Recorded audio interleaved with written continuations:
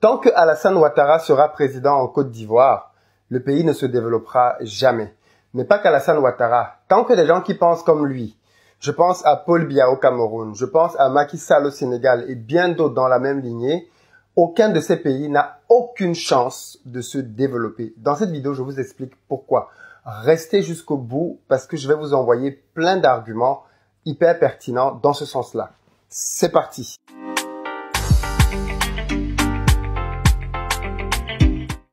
Hey, salut, moi c'est Philippe d'Investir au Pays. Et au travers de cette chaîne, j'accompagne la diaspora africaine dans l'entrepreneuriat et dans l'investissement. Donc si l'une de ces deux thématiques t'intéresse, je t'invite sans plus tarder, toi aussi, à poser tes deux premiers pas pour te rapprocher de tes objectifs business. Le premier consiste à t'abonner à cette chaîne et à activer les notifications, la petite cloche, afin d'être informé de l'apparition de chacune de mes 3 vidéos hebdomadaires, le lundi, le mercredi et le vendredi à 7 h du matin.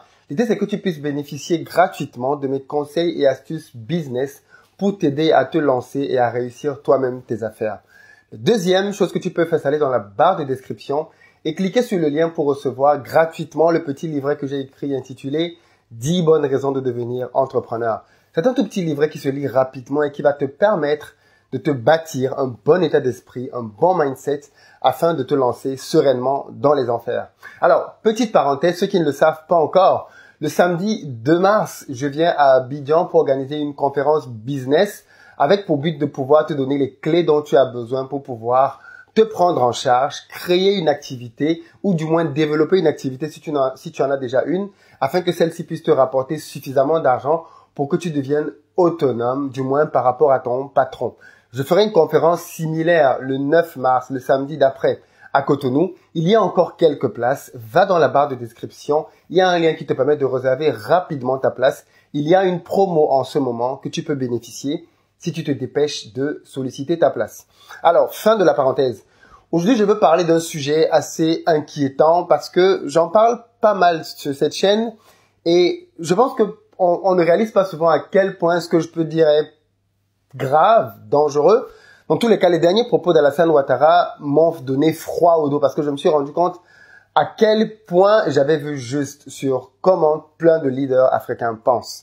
Alors, qu'est-ce qui se passe avec Alassane Ouattara? Il se passe qu'il y a quelques jours, il a été invité ou il s'est invité, je ne sais pas trop dans quel cadre, à l'Élysée à Paris pour rencontrer le président Macron. Jusque-là, tout va bien.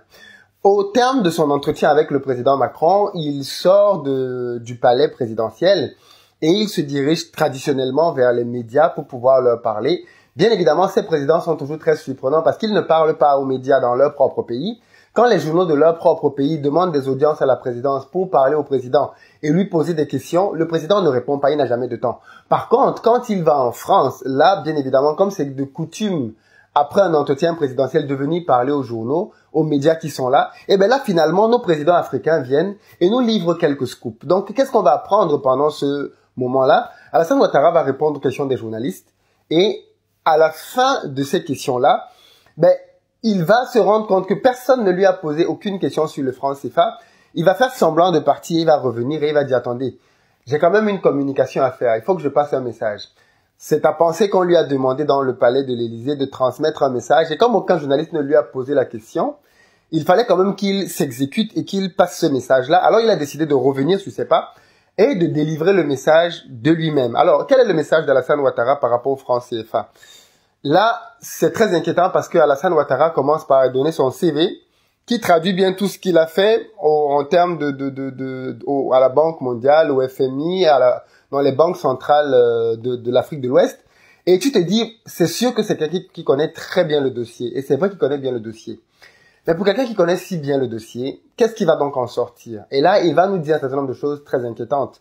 Donc, voici le premier extrait. Laissez tomber, passer à autre chose. Merci, monsieur. Voilà, Merci, voilà, bonne soirée. monsieur. Je voulais vous dire une chose, j'ai entendu beaucoup de déclarations sur le franc CFA. Oui. Je tiens à faire cette déclaration qui est importante. Voyez-vous, je ne veux pas faire preuve de manque d'humilité, mais moi j'ai été directeur des études de la Banque centrale de l'Afrique de l'Ouest, qui émet le franc CFA. J'ai été vice-gouverneur, j'ai été gouverneur de la BCEAO, j'ai été directeur général adjoint du Fonds monétaire international. Alors, je crois qu'il faut que ce débat cesse. Que des gens en parlent sans savoir de quoi ils parlent. Le franc CFA est notre monnaie. C'est la monnaie des pays qui l'ont librement consenti et qui l'ont mise en place de manière souveraine. Et ce, depuis l'indépendance, depuis 1960. Le franc CFA est plus ancien que l'euro. Alors, personne ne parle de l'euro. Et ceci ne semble pas poser de problème. Alors, je ne comprends pas ce faux débat sur le franc CFA. Alors, je tenais à le préciser. Le franc CFA est une monnaie solide. C'est une monnaie qui est gérée par la Banque centrale des États de l'Afrique de l'Ouest, dont j'ai été le gouverneur, dont je suis aujourd'hui gouverneur honoraire, gérée uniquement par les Africains. Et c'est une monnaie qui est en circulation, pas seulement dans les 8 États membres de l'Afrique de l'Ouest, mais dans l'ensemble de l'Afrique de l'Ouest. Je vais donc répondre à 4 points soulevés par Alassane Ouattara lors de son intervention. On ne va pas entrer ici dans les mécanismes techniques parce que M. Ouattara lui-même n'a pas voulu y entrer, puisque c'est un économiste très fin, donc il les connaît certainement beaucoup mieux que moi qui ne suis pas économiste.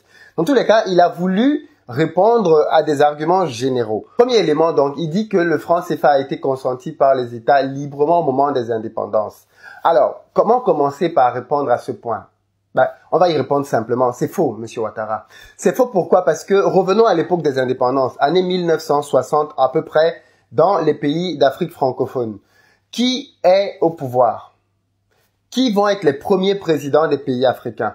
Les premiers présidents des pays africains vont être simplement des personnes qui ont travaillé pour l'administration française auparavant et qui ne vont certainement pas représenter une alternative ou une rupture avec l'ancien colonisateur. Regardez bien que dans tous les pays du monde aujourd'hui, que ce soit en Inde où j'étais récemment, ou alors même, je sais pas moi, au Vietnam, dans tous les pays dans lesquels il y a eu une colonisation, si ces pays se sont développés aujourd'hui, c'est parce qu'au moment des indépendances, il y a eu une cassure, il y a eu une vraie rupture dans la politique, de telle sorte que le colon, l'ancien colonisateur, s'en est allé et le pays s'est pris en charge. Sans que ce modèle-là n'ait pu exister, aucun pays ne s'est développé, justement. Et c'est l'un des gros problèmes des pays d'Afrique francophone. C'est que aucun d'eux n'a connu cette véritable rupture au moment de son indépendance. Donc quand M. Ouattara nous dit que les contrats ont été signés au moment des indépendances, oui, c'est vrai. Ils ont été signés avec le consentement, oui, c'est vrai. Mais qui a signé les contrats? La plupart du temps, c'était des personnes qui n'avaient pas pour intérêt l'Afrique. C'était des gens qui travaillaient comme étant des représentants de l'Europe.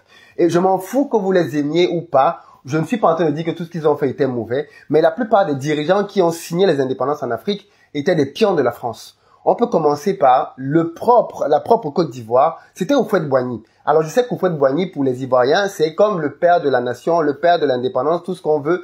Il n'en demeure pas moins que, cher ami ivoirien, Houphouët-Boigny, c'était un pion de la France. Tu regardes son CV, Houphouët-Boigny a travaillé dans l'administration française bien avant de devenir président de la République. Donc, c'est quelqu'un qui a été formé à l'école française, qui a appris la mentalité française et qu'on est venu mettre là, en lieu et place d'un gouverneur français pour administrer le pays. Et il l'a fait à merveille. Vous allez en Côte d'Ivoire, j'ai parlé de Houphouët-Boigny. Vous allez au Sénégal, vous avez un autre, Senghor. Senghor, pareil, c'est un pur produit de la France qui a été pris et qui a été mis au Sénégal pour pouvoir pérenniser les intérêts de la France. Et Frantz Fanon l'a très bien dit.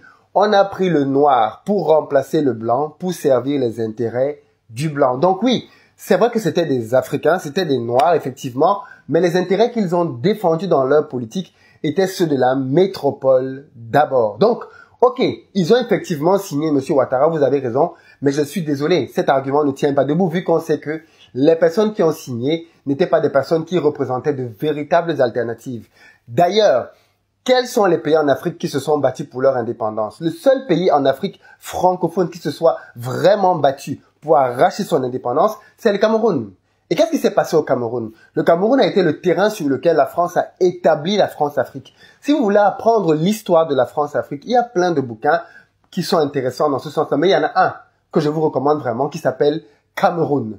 Ce bouquin-là vous retrace l'histoire non seulement de l'indépendance, de la lutte d'indépendance au Cameroun, mais surtout comment la France s'est servie du Cameroun comme laboratoire pour établir les mécanismes de la France-Afrique qu'elle a ensuite déployés partout ailleurs en Afrique. Donc, qu'est-ce qui s'est passé au Cameroun? Les leaders qui se sont battus pour avoir une véritable indépendance ont été envoyés dans les maquis, ont été traités de rebelles, ont été traités de méchants, de maquisards, de tout ce que vous voulez, d'ennemis de la République, à tel point que, jusqu'à il y a encore très peu d'années, les vrais indépendantistes, ceux qui s'étaient battus pour l'indépendance au Cameroun, étaient considérés comme des parias.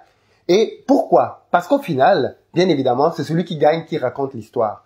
Ceux qui sont parvenus à s'installer au pouvoir, la France a mené une guerre ultra sanguinaire qui a tué des centaines de milliers de Camerounais pour empêcher que des nationalistes ne prennent le pouvoir. Alors, ok, vous allez donc vous rendre compte donc de ça simplement, c'est que ceux qui ont signé, comme M. Ouattara lui-même l'a dit, c'était pas les amis de l'Afrique, c'était des pions, malheureusement à ce moment-là du moins, qui ont signé pour faire plaisir à la métropole. Donc, l'argument de M. Ouattara est bien évidemment non avenu parce que on ne peut pas considérer ces personnes-là comme étant des gens qui ont réellement travaillé pour le continent africain. Alors, on peut prendre donc deuxième argument. Ceux qui ont refusé le franc CFA, parce que tous n'ont pas accepté le franc CFA.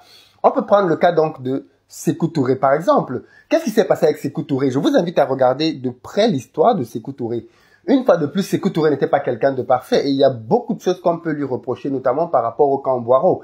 Mais au moins, Sékou Touré avait dit, il préfère la liberté il préfère la pauvreté dans la liberté plutôt que la richesse dans l'esclavage. Cette phrase lui a valu, je sais pas moi, la colère du général de Gaulle, le saint général de Gaulle, l'intouchable, qui a bien évidemment été à l'origine de la souffrance des Africains post-indépendance. Alors, qu'est-ce qui s'est passé avec Sékou Touré? Sékou Touré a simplement dit, nous n'allons pas signer votre histoire de franc CFA, nous n'allons pas signer votre histoire d'ancienne colonie, nous n'allons pas signer vos histoires d'accord avec la France qui va continuer de jouer les rôles de tuteur pour nous. Et quelle a été la réaction de la France? Si réellement c'était quelque chose qui n'importait pas du tout à la France, pourquoi est-ce que la France a fait ce qu'elle a fait en Guinée? Du jour au lendemain, la France a détruit complètement le pays. Je dis bien du jour au lendemain, la France a tout fait pour détruire complètement le pays.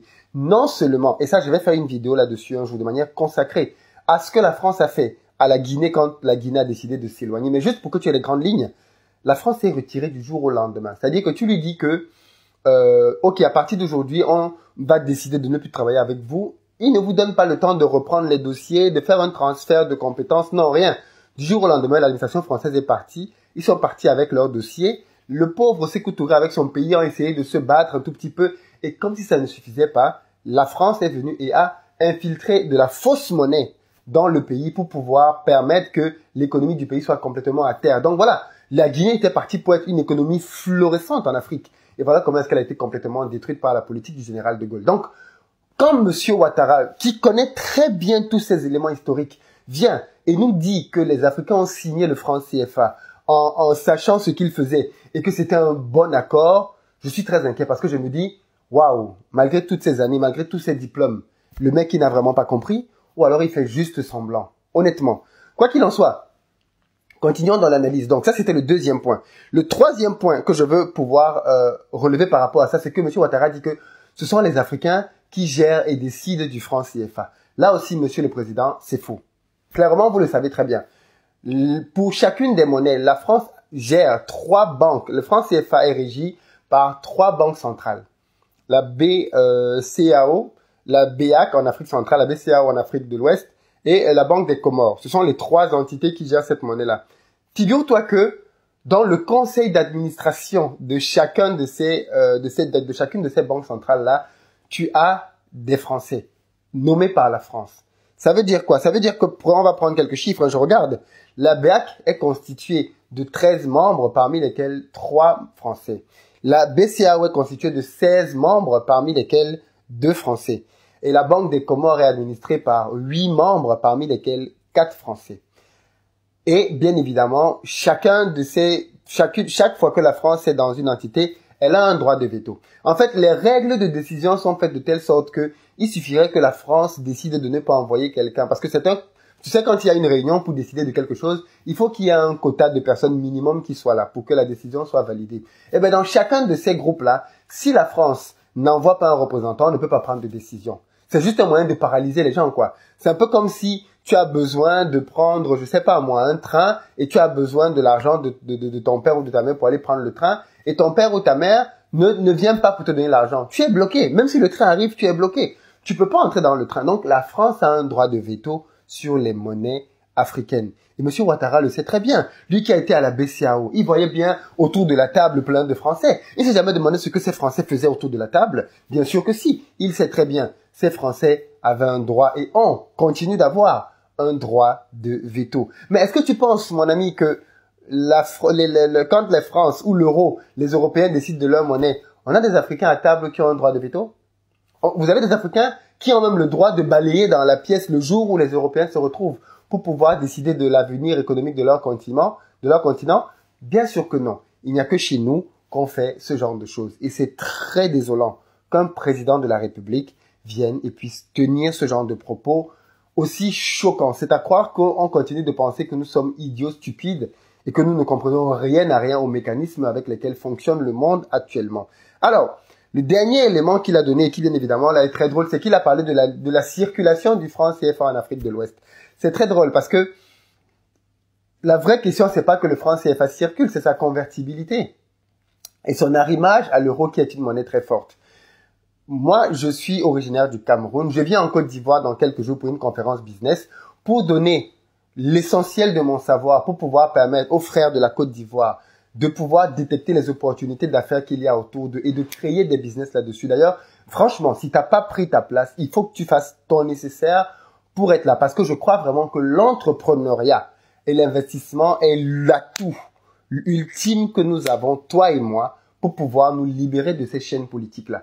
Plus nous allons créer des business qui vont marcher et plus nous allons être libres du chantage politique et plus nous allons pouvoir décider nous-mêmes de comment nous allons diriger notre pays. Le problème, c'est que les pays francophones sont à très grande majorité détenus par la France en termes d'économie. Et il faut donc que les Africains reprennent leurs économies en main. Dans tous les cas, on en parlera un peu plus dans la vidéo qui sort vendredi.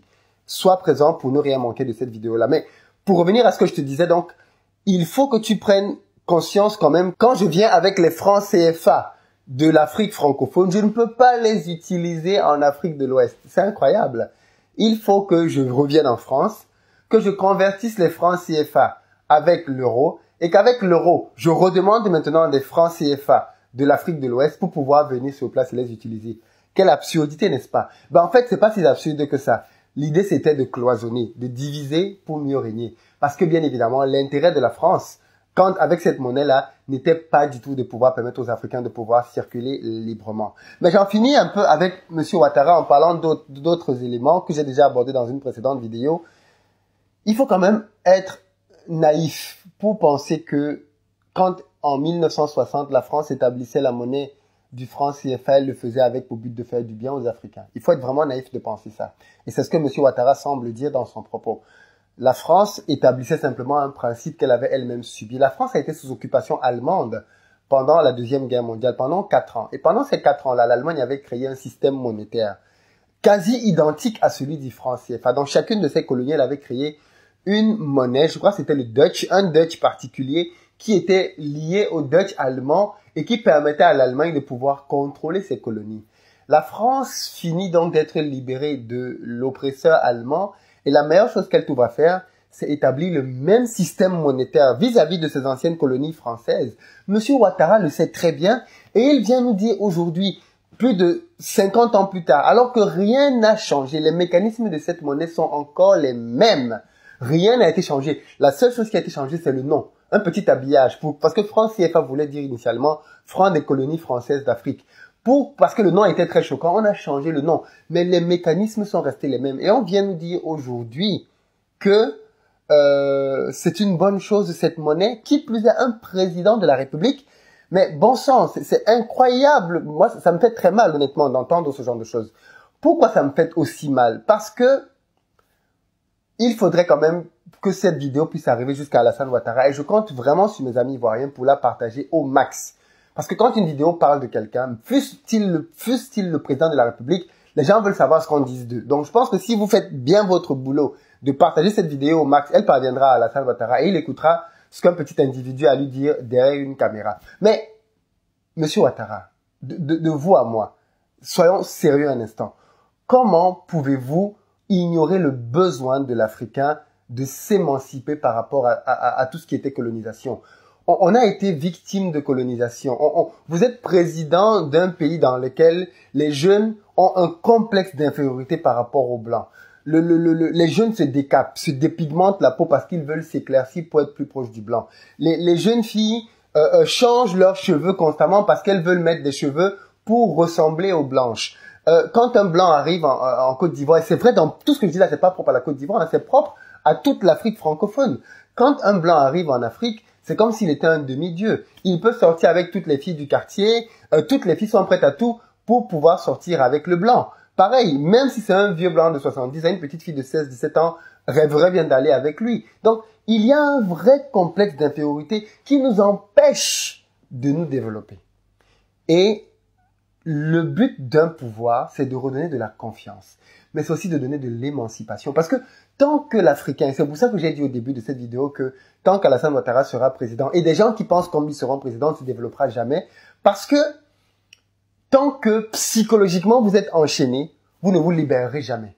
Jamais, au grand jamais. Et le président du Ghana, qui est devenu un héros sur les réseaux sociaux, l'a très bien compris. Il a fait une interview récemment à RFI. Et qu'est-ce qu'il a dit aux journalistes de RFI qui lui ont posé des questions vraiment bizarres? Mais j'ai beaucoup aimé ses réponses. Il leur a dit, mais non.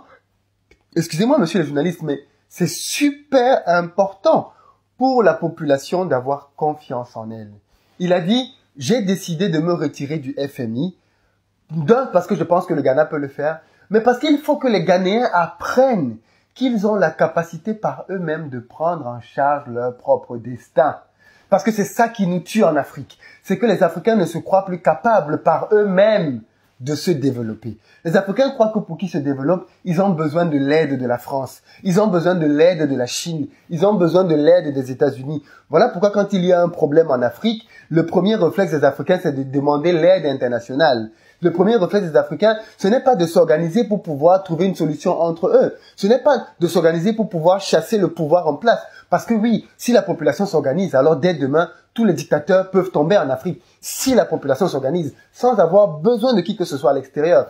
Mais on ne nous donne pas cette mentalité-là. On nous renferme, et c'est fait à dessein, dans une mentalité d'assister. Dans une mentalité des gens qui ne savent pas qu'ils peuvent faire par eux-mêmes des choses. Voilà pourquoi même quand il s'agit de créer une boîte, on est toujours là à dire « Aidez-moi s'il vous plaît. Est-ce que vous pouvez me financer ?» L'Africain est souvent à mendier et à tendre la main. Et ça, c'est super important de changer cette mentalité. Et vous le savez, monsieur le président de la République. Mais quand vous dites donc que aujourd'hui en Afrique, on peut continuer de fonctionner avec le franc CFA, avec tout l'héritage colonial que cette monnaie-là comporte, avec toute la symbolique qu'elle traduit. Tout le monde a parlé du franc CFA, les économistes ont parlé du franc CFA. Monsieur Naboukpo a parlé du franc CFA et il a perdu son poste. Le Togolais, il a perdu son poste à la francophonie. Kémy Séba a parlé du franc CFA. Je veux dire, tout le monde a parlé du franc CFA. Et pourtant, les dirigeants continuent de faire la sourde oreille. En conclusion de cette vidéo, j'ai juste envie de dire, voyez les amis, il est plus qu'urgent que l'on se prenne en charge nous-mêmes. Il est plus qu'urgent que l'on s'organise, il est plus urgent que l'on fasse circuler ce genre de vidéos pour que les gens prennent conscience de ce qu'il y a des choses qui ne vont pas. Vous connaissez l'adage qui dit « un poisson pourrit toujours par la tête ». Et les têtes de nos États sont, pour beaucoup d'entre elles, complètement pourries.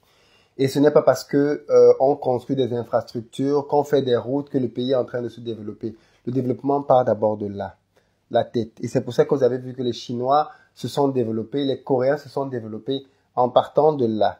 Ils ont appris qu'ils n'étaient pas inférieurs aux Européens, c'est très important. Parce que l'Europe a bien évidemment comme défaut, c'est toujours ce côté un peu impérialiste de vouloir dire aux autres ce qu'ils doivent faire de leur vie. Et malheureusement, tant que nous n'avons pas brisé cette chaîne psychologique d'infériorité par rapport aux autres, d'acceptation de nous-mêmes et de fierté par rapport à ce que nous sommes, et surtout de réaliser que nous avons les capacités de faire par nous-mêmes ce que les autres ont fait dans leur propre peuple, les choses ne changeront pas. Et c'est dommage qu'un président de la République, en Afrique aujourd'hui, en 2019, continue de penser comme ça. Mais après, vous savez, on a quand même un moyen de pouvoir sanctionner ce genre de choses au travers des élections. Les élections auront lieu en Côte d'Ivoire en 2020. Inscrivez-vous massivement dans les listes électorales. Et il faudrait que les gens qui pensent comme ça, les gens qui louent et acclament la France, quand la France fait des choses qui sont juste pas possibles et pas acceptables, Il faut que ces gens-là, bien évidemment, soient écartés du pouvoir et que l'on puisse réellement mettre des alternatives crédibles. Au Ghana, le Ghana est un très bon exemple de ça. Le Ghana est en train de se développer et ceux qui ne le voient pas encore, dans très peu de temps, ce pays sera très, très, très, très loin. Parce qu'il y a un travail de fond qui est en train d'être fait simplement. Donc, tous les artifices qu'on peut faire, là, construire des routes, construire des hôpitaux, construire des stades de foot et ne même pas organiser les CAN derrière, si dans la tête, le peuple n'est pas libéré, on n'ira pas bien loin. Le problème, c'est que nos dirigeants veulent que le peuple ne soit pas libéré pour maintenir le peuple asservi et continuer de régner éternellement au pouvoir. Donc, lui-même n'a pas intérêt à ce que le peuple soit éveillé et que le peuple prenne en charge son propre destin, parce que ça voudrait dire qu'il sera d'office écarté de l'équation. Quoi qu'il en soit, merci de m'avoir écouté jusqu'à présent. Je t'invite vraiment à partager massivement cette vidéo. Si tu es en Côte d'Ivoire ou au Bénin, viens assister à la conférence. Je vais te donner suffisamment d'éléments pour que tu puisses te prendre en charge. Je donnerai vraiment les éléments dont tu as besoin pour pouvoir créer ton propre business dès 2019. C'est parce que c'est possible. Arrête d'écouter ce que les gens disent. Et si tu as un business que tu as lancé et que ça ne décolle pas encore, que c'est pas encore très bien parti, viens à la conférence. Tous ceux qui viennent à la conférence peuvent témoigner de ça. Ils repartent avec quelque chose de différent, de plus. Merci beaucoup d'avoir écouté la vidéo et je te dis à très bientôt pour une prochaine. Ciao!